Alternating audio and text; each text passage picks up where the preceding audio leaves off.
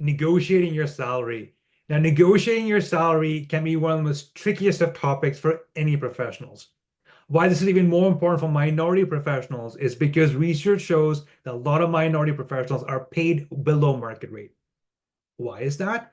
Part of it's because they're not asking enough, right? They're fearing backlash, they're fearing being seen as not thankful, especially for minority professionals who require that job for their residency, for the immigration. They really don't want to rock that boat. They don't want to be seen as difficult.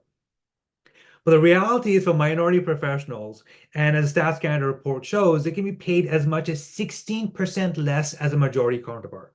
Now, 16% less over a lifetime employment is a house, cars, vacations, children education, you name it.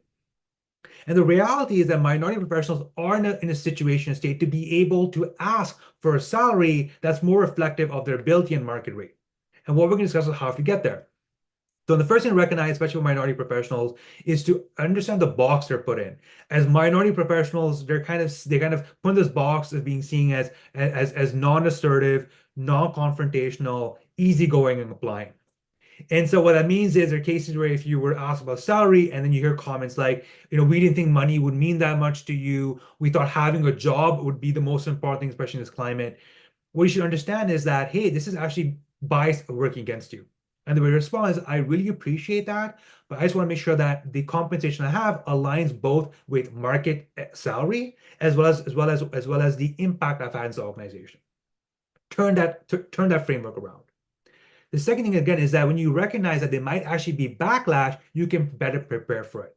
And how do you prepare for it? One thing you can do is look at market research studies. There's a ton of market research studies that shows median salaries for jobs based on different locations. And armed with that, you can go to your employer and say, based upon these studies, this is what the median salary is, and I would like my job to be better aligned with what the market conditions right now. And the last thing you can also do is think about impact, right? So example, part of it is, based upon the X% of revenue growth I've pushed, based upon the Y%, cost savings we've had, I would like to see a compensation that better aligns the value I'm bringing your company.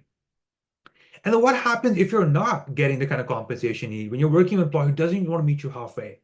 Maybe that's the time to leave your job and look for something else because that 16% difference in income is going to be a lifetime of savings and opportunities that you can get at another job.